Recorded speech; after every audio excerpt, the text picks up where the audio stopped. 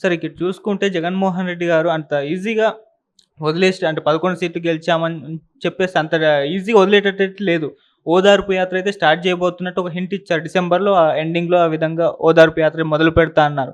అంతకుముందు ఒకసారి ఆయన ఓదార్పు యాత్ర చేశారు. అది కాస్త ఆయనకు లీడర్‌గా ఎదగడానికి అండ్ అధికారంలోకి రావడానికి హెల్ప్ అయింది. మరి ఇప్పుడు మళ్ళీ ఓదార్పు యాత్ర మొదలు పెడుతున్నారు. మరి ఇదే విధంగా ఉంటుందంటారు? దేనికి ఓదార్పు యాత్ర ఇది? ఏదో ఒకటో రెండో అధికారం మార్పిడి జరిగింది.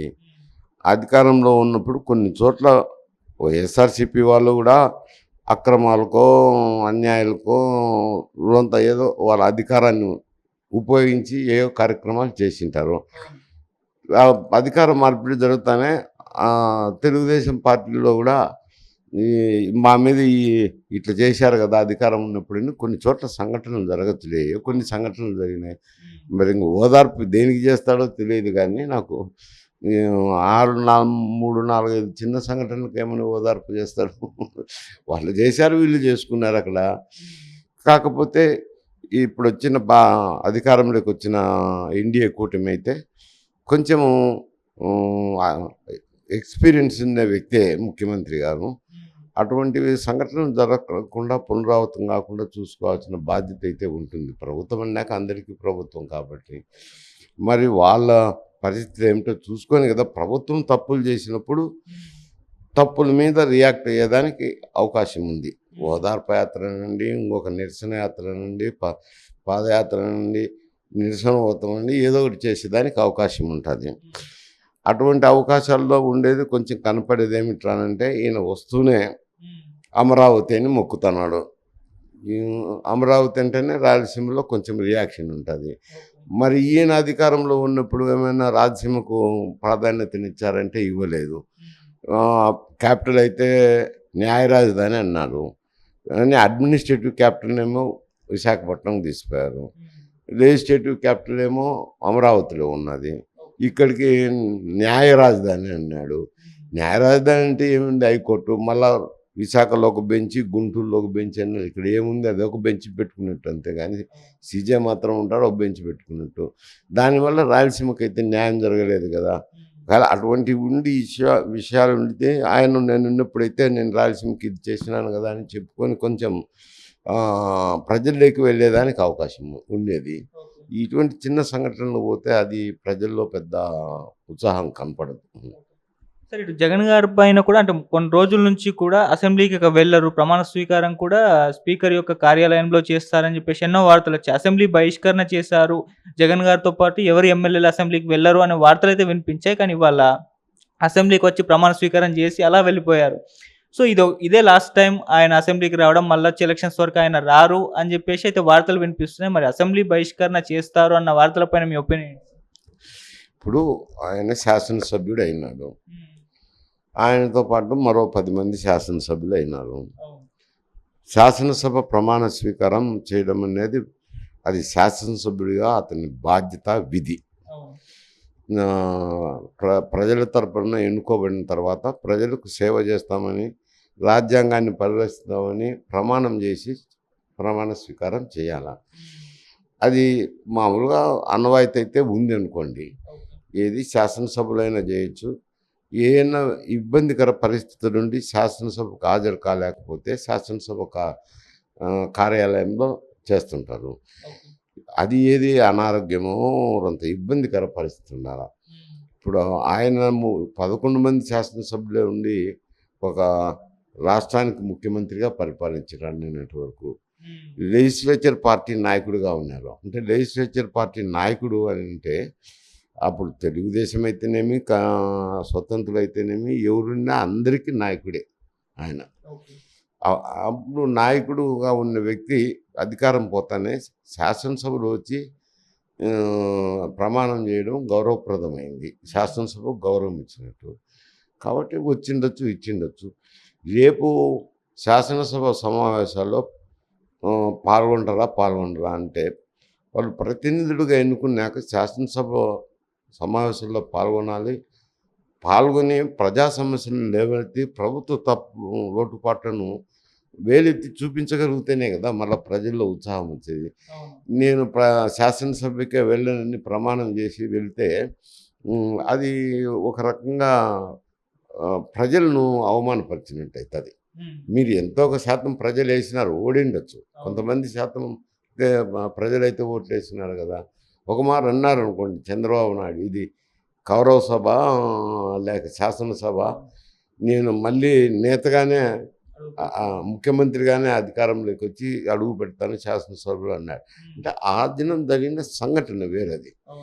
ఏమిట్రానంటే అతన్ని కించపరచడము, మహిళలను వారి ఇంట్లో వారిని అవమానపరిచే విధంగా మాట్లాడడంతో కొంచెం బాధపడి, నేను ఇది సభ కాదు, శాసనసభ కాదు, కౌరవ సభ మాదిరి ఉంది, నేను మళ్ళీ అధికారం చేపట్టిన తర్వాతనే అని ఒక ప్రతిజ్ఞ చేసి వెళ్ళిపోయినాడు. అది వేరే సమస్య. ఈయన శాసనసభని పూర్తిగా శాసనసభకు హాజరు కాకుండా పోతే ఏమవుతుంది అంటే రాంగ్ మెసేజ్ పోతుంది, తప్పుడు మెసేజ్ పోతుంది. హాజరు అవ్వాల్సిందే, అయ్యి ప్రభుత్వం చేసే తప్పులను వేలెత్తి చూపించవచ్చు. 11 మంది శాసనసభ్యులు వేలెత్తి చూపించే దానికి ఇబ్బందికర పరిస్థితి ఏమి ఉండదు. కొంచెం సమయం తక్కువ వస్తుంది.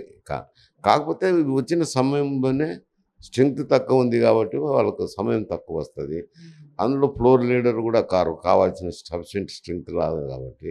కాకపోతే ఆ సమయంలోనే వాళ్ళు ప్రభుత్వ తప్పులను వేలెత్తి చూపించగలిగి, ప్రభుత్వ లోటుపాట్లను చూపించగలిగితే ప్రజలు మళ్ళీ ఆకర్షితులయ్యేదానికి అవకాశం ఉంటుంది.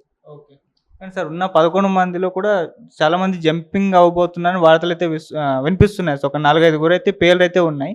మరి ఉన్న కాస్త మందిని తీసుకెళ్ళి అసెంబ్లీకి వెళ్తే అసలు టైం ఉండదు మాట్లాడడానికి. మళ్ళీ అవమానాలు ఎదుర్కోవాల్సొస్తుంది. దీనికి బదులు ప్రజల్లో తిరగడం, ఇటువంటి యాత్రలు చేయడం ఇది బెటర్ గదా అని చెప్పేసి ఒక ఆలోచనలో ఉన్నట్టే కనిపిస్తుంది. ఇప్పుడు 11 మంది శాసనసభ్యులు ఉన్నారు. అందులో ఒకరు ఆయన. అంటే 10 మంది. 10 మందిని నాయకుడు అనేవాడు నిలుపుకోవాలా, వాళ్ళు వెళ్ళిపోకుండా చూసుకోవాలా, వాళ్ళను ఉంచుకొని ప్రభుత్వం లోటుపాట్లను చూపించాలి. కానీ వాళ్ళు నేను శాసనసభ పోతే ఉన్న నలుగురు కూడా వెళ్ళిపోతారని భయపడి వెళ్ళిపోతే ఏమవుతుంది? పార్టీ కిలబడిపోతుంది కదా. పార్టీ బలకొనేదానికి ఉన్నది. ఊరికే ప్రజల్లోకి పోయి యాత్రలు చేస్తానే పార్టీ అధికారంలోకి రాదు. నీవు ఏమి చేసినావు అనేది కూడా ప్రజలు చూస్తారు.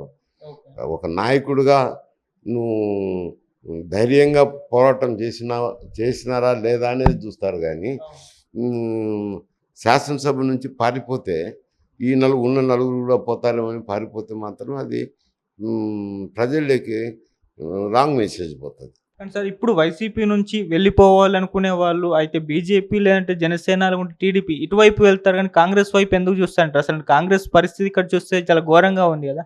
కాంగ్రెస్ వైపు ఎందుకు చూస్తారంటారు? అక్కడ పరిస్థితులు వేరు. అక్కడ టీడీపీ, జనసేన వాళ్ళు, బీజేపీ ఉమ్మడిగా ఎన్డీఏ ప్రభుత్వమే అనాల్సిందేలేం కాదు. ఇంకా అన్నప్పుడు వారికి వ్యతిరేకమైన ఓట్లు ఉంటాయి కదా. వ్యతిరేకమైంది వైఎస్ఆర్సీపీకి పడింది కదా ఓటు. ఆ ఓటు కాంగ్రెస్ వైపు అంతకుముందు గతంలో కాంగ్రెస్కు ఓట్ బ్యాంక్ అది. ఏది ఎస్సీస్ కానీ మైనారిటీస్ కానీ వీళ్ళంతా కాంగ్రెస్ ఓట్ బ్యాంక్, క్రిస్టియన్స్ కానీ కాంగ్రెస్ ఓట్ బ్యాంక్ కావాలి. ఆ ఓట్ బ్యాంక్ కాంగ్రెస్ పార్టీ కిలబడిపోతుంది, ఇటు షిఫ్ట్ అయింది. కాబట్టి రేపు పొద్దున తెలుగుదేశం పార్టీకి పోలేరు కాబట్టి వాళ్ళు కాంగ్రెస్ పార్టీ వైపు చూస్తారు. తెలంగాణ పరిస్థితి వేరు, ఆంధ్ర పరిస్థితి వేరు. సరే, ఇటు రేవంత్ గారి పైన కూడా ఒక విమర్శ అయితే రావడం చూస్తున్నాం. అంటే రేవంత్ గారు ఒకప్పుడు ఈ విధంగా ఎమ్మెల్యేలు షిఫ్ట్ అవ్వడం అనేది, షిఫ్ట్ అయ్యే వాళ్ళని పరిగెత్తించి కొట్టాలి అని చెప్పేసి రాజీనామా చేసి షిఫ్ట్ అవ్వాలి, కానీ ఎమ్మెల్యేలుగా గెలిచి ఇంకో దాంట్లో పార్టీకి షిఫ్ట్ అవ్వడం ఏంటి అని చెప్పేసి ఒకసారి ఆయన అన్నారు. ఇప్పుడు అదే ఆయన ఈ విధంగా ఇంటికెళ్ళి ఎమ్మెల్యేలని తీసుకెళ్ళిపోతున్నారు అని చెప్పేసి బీఆర్ఎస్ వాళ్ళైతే విమర్శించడం మొదలుపెట్టారు. సార్, దీని గురించి ఏం చెప్తారు? ఇప్పుడు రాజకీయాల్లో బీఆర్ఎస్ ఏమైందంటే, మొన్న పార్లమెంట్ ఎన్నికల్లో కొన్ని సీట్లన్నా గెలుచుకొని ఉంటే వాళ్ళకు ఆత్మస్థైర్యం ఉండేది. ఇప్పుడు బీఆర్ఎస్ అనేది లోక్సభ ఎన్నికల్లో పూర్తిగా ఒక్క సీటు కూడా గెలవలేకపోయింది. అంటే ప్రజల్లో ఏ అభిప్రాయం ఉందనేది ప్రజల మనస్తత్వాన్ని తెలియజేసినప్పుడు కొంచెం వాళ్ళ శాసనసభ్యులు అయితేనేమి, బీఆర్ఎస్ నాయకులు అయితేనేమి ఒక విధమైన అభిప్రాయం ఏర్పడుతుంది. అభిప్రాయం ఏర్పడినప్పుడు పార్టీలు మారడం అనేది సహజంగా అయిపోయింది. డిఫెక్షన్లా ఉండినా కానీ ఈ ఈ రీజనల్ పార్టీలు రావటము, అధికారంలోకి ఒంటెత్తు పోకళ్ళతో పోవడము, ఆ అధికారంలో ఉన్నప్పుడు శాసనసభ్యులను గానీ, పార్లమెంట్ సభ్యులను గానీ, ప్రజలను గానీ కలవకపోవటము, వీటన్నిటి వల్ల ఒక అభద్రతా భావం ఏర్పడిపోతుంది. ఎప్పుడు ప్రజల్లో ఇటువంటి తీర్పు వస్తుందో, ఆ తీర్పు వల్ల ఒక అభద్రతా భావం వచ్చి ఇటువంటి చేరికలు జరుగుతున్నాయి. మాట్లాడుతుంటారులెండి అప్పుడు రాజీనామా చేసి వెళ్ళిపోవాలని చెప్పిండొచ్చు, నేను కాదనడం లేదు. ఇప్పుడు అభద్రతా భావం ఏర్పడినప్పుడు వాళ్ళ యొక్క రాజకీయ మనుగడ కూడా సాగించుకోవాలి కాబట్టి, ఎక్కడైతే వాళ్ళకు రాజకీయ మనుగడ ఉంటుందో వాళ్ళు వెళ్ళిపోతుంటారు.